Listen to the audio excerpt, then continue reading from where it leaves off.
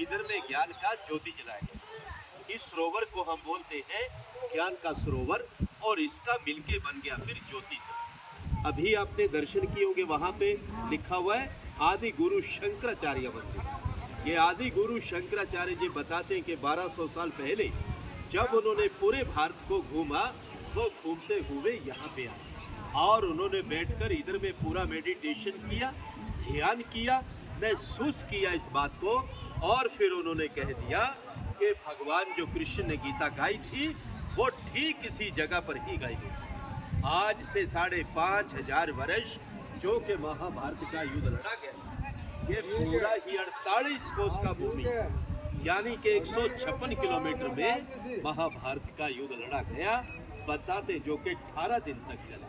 18 अध्याय गीता के हैं, 700 श्लोक है बहन जी उसके अंदर। आज जितना भी श्रद्धालु इधर में दूर दराज से आता है, चाहे वो मुंबई से आता है, दिल्ली से आता है, चंडीगढ़ से आता है, राजस्थान से आता है, हरियाणा से आता है, वो भारत का किसी भी कोने से आता है, और आने के बाद उसके मन में एक ही सवाल होता है कि मैं जब भी कुरुक्षेत्र की भूमि पे जाऊंगा और फिर उधर में जाके ये सवाल करूंगा।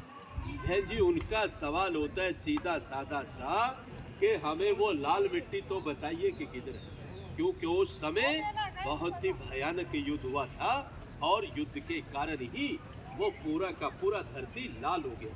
लेकिन आज वो लाल धरती यहाँ पे हमें अब दिखाई नहीं देती। उस जमाने में बताते कि उस समय इधर में ना तो किसी का मकान था, ना किसी का घर था, ना कोई गांव था, ना कोई शहर था।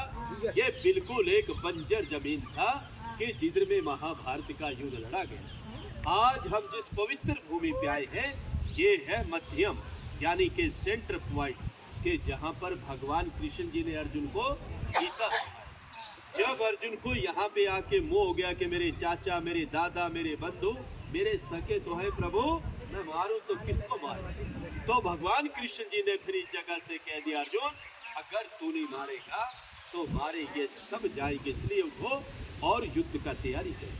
कहते कि फिर इसी जगह से युद्ध का शुरुआत हुआ और इसी जगह से विराट रूप के अर्जुन को दर्शन भी हुए। भगवान कृष्ण जी ने जब उनको दिव्य दृष्टि देकर अर्जुन को पूरे का पूरा ही ब्रह्मांड दिखा दिया था कि अर्जुन अब तो पूरा ब्रह्मांड देख सकता है, मैंने तेरे को दिव्य दृष्टि दे दी। कहते कि फिर इसी जगह पे आके अर्जुन का जो मोह था वो पूरी तरह से भंग हो चुका था। इसी जगह से युद्ध का शुरुआत हुआ और अंत में आके युद्ध यहाँ समाप्त हो गया। जिस पेड़ को सामने से हम देख रहे हैं अभी, इसी पेड़ के नीचे भगवान कृष्ण जी ने अर्जुन को गीता सुनाया था, और गीता सुनाते समय ये पेड़ भी सदा सदा के लिए अमर हो गया था। तभी इस पेड़ का नाम पड़ा अक्षय वट। अक्षय मैंने जिसका क्षय ना हो, जो खत्म ना हो, हमेशा हमेशा के लिए जो जिंदा रहता है, अमर रहता है, उसको हम अक्षय वट बोलते हैं।